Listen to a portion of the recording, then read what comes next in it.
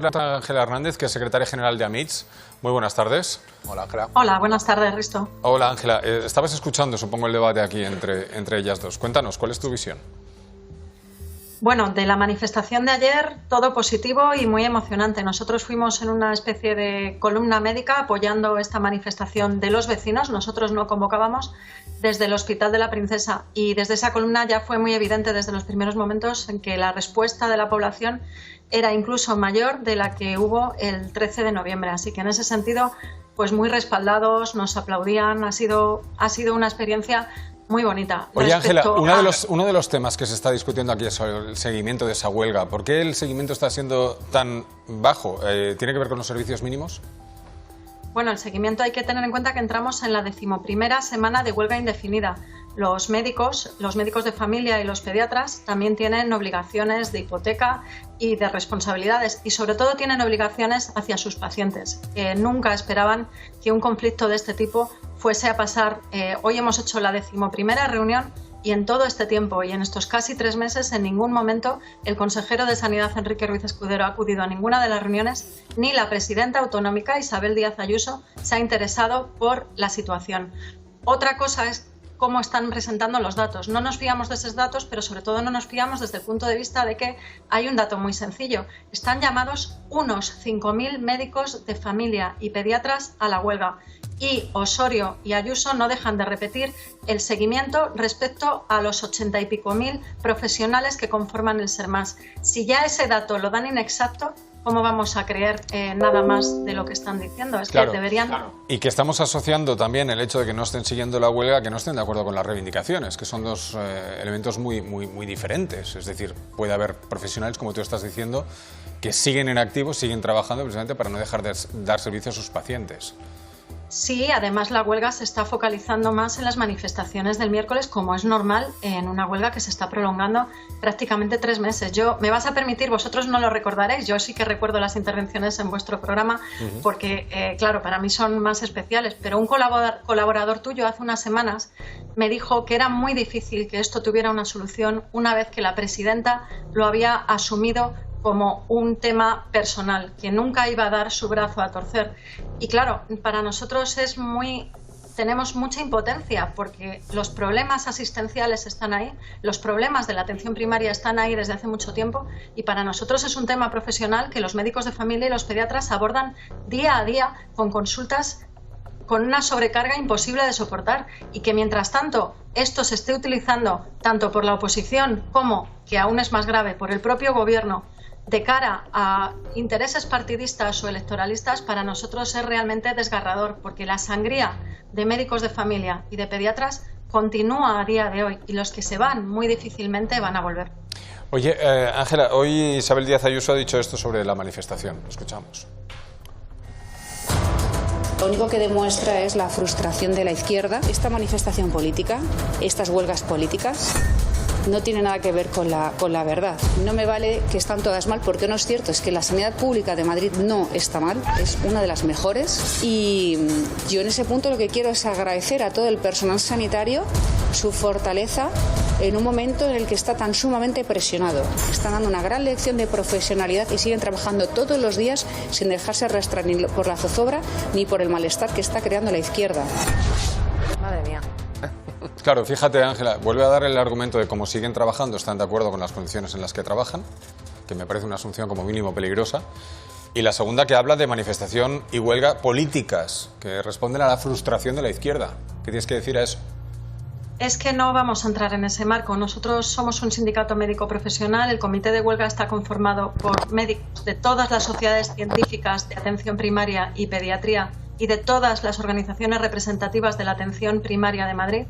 Y bueno, esta mañana lo he dicho, pero yo creo que cuando un suicida va por una carretera en sentido contrario y termina generando un accidente, que diga que es que todos los demás iban en sentido contrario no tiene demasiado sentido. La otra cosa que empieza a inquietarnos profundamente es que haga esas declaraciones desde Israel, que tiene todo el derecho a estar ahí, pero en 2 meses y medio no ha tenido ningún momento para interesarse por la situación de la atención primaria y de los médicos de familia y pediatras de su comunidad. Recordemos que estamos hablando de una presidenta autonómica, no de una presidenta del gobierno ni de una presidenta de la Comisión Europea. No entiendo muy bien, yo no voy a entrar ahí, realmente estamos desazonados porque no vemos un horizonte. Hoy en la reunión hemos reducido nuestras líneas rojas y nos hemos encontrado de nuevo con una pared en la Administración porque no quieren hacer ningún posicionamiento presupuestario adicional que es necesario, porque recordemos que la sanidad está transferida a las comunidades.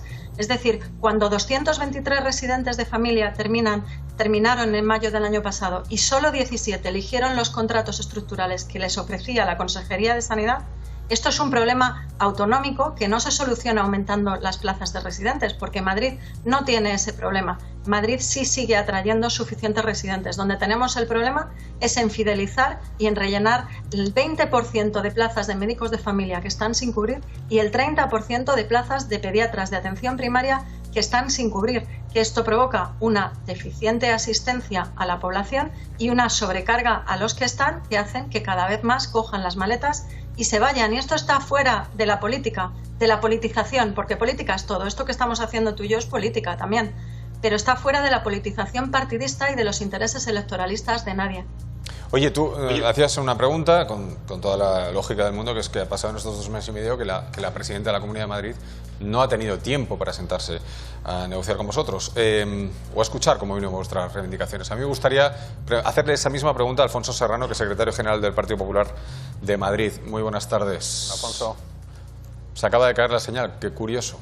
Anda, ¿Qué? vaya. Como las cámaras del ayuntamiento. ¿Sí?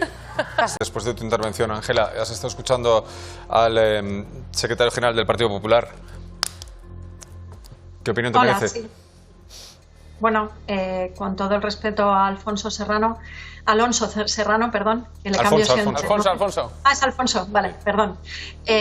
Vamos a ver, es que es echar balones fuera siempre. Es decir, hay competencias que son del Estado, hay competencias que son de las comunidades. Yo diría que el porcentaje es más o menos un 20-80% o una cosa así. Hay cosas que se debían hacer mejor a nivel estatal y hay muchas cosas que en la Comunidad de Madrid se debían haber hecho mucho mejor en sanidad desde hace varias décadas. Entre ellas, tener un auténtico plan sanitario, porque aquí a veces parece que vamos como un barco a la deriva. Y desde luego la situación de la atención primaria y de la carencia de médicos de familia y de pediatras en una comunidad uniprovincial como la Comunidad de Madrid, que teóricamente debería atraer y ser imán de profesionales, desde luego creo que la responsabilidad se sitúa a nivel autonómico. Y bueno, el que haya un consejero de Sanidad que tampoco haya acudido a una sola de las reuniones del comité de huelga, o que sigan diciendo en redes propaganda respecto a nosotros. Yo soy la primera que quiero que la sanidad madrileña vaya bien y que estoy muy orgullosa de la sanidad madrileña. ¿Cómo no lo voy a ser? Soy cirujana general y me enorgullece esto, pero por eso mismo me da mucha pena. Ángela, lo que una pregunta. ¿Los servicios mínimos de esta huelga, en la que Ayuso se jacta de que solo haya 40 o 30 o 50 personas siguiendo esa huelga, ¿quién marca los servicios mínimos? ¿Quién obliga? ¿Quién pone ese porcentaje de sanitarios que deben seguir trabajando, quieran o no? Los marca la Consejería, y aunque inicialmente eran bastante razonables, cuando se inició la huelga y había seguimientos muy importantes, aumentaron los servicios mínimos en los consultorios y nosotros calculamos que se acercan prácticamente al 50%. Así que ya hay un 50% de médicos de familia y de pediatras que solo pueden seguir la huelga desde los servicios mínimos de sus centros sanitarios. Por eso nuestros seguimientos, si los diéramos, siempre iban a ser muchísimo mayores. Y fíjate que la Fiscalía ha acusado al gobierno de Ayuso de vulnerar, lo estamos leyendo ahí, el derecho de huelga de los médicos con servicios mínimos abusivos. Es decir, cuando es la misma consejería de la Comunidad de Madrid la que ha obligado a que ese seguimiento haga que... Dime. Te lo aclaro, porque esa sentencia, digamos, ese pronunciamiento de la Fiscalía, que es que viene muy bien, pero que llega un pelín tarde, la justicia si llega tarde ya no es justicia, es sobre la huelga de extrahospitalaria de la Comunidad de Madrid, que les pusieron unos servicios mínimos. Por un lado decían que no eran necesarios y que había muy pocas emergencias, y por otra les impusieron unos servicios mínimos del 100%. Correcto. Pero sí, efectivamente, los médicos como servicio esencial tenemos muy limitado el derecho a la huelga, y también lo tenemos muy limitado por nuestra propia vocación, porque en el fondo no queremos para nada perjudicar a los profesionales. Lo que queremos es soluciones y que nuestros gestores no nos pongan palos en la rueda. Totalmente. Bueno, muchísimas gracias, Ángela. Gracias por atendernos. Gracias. Un abrazo.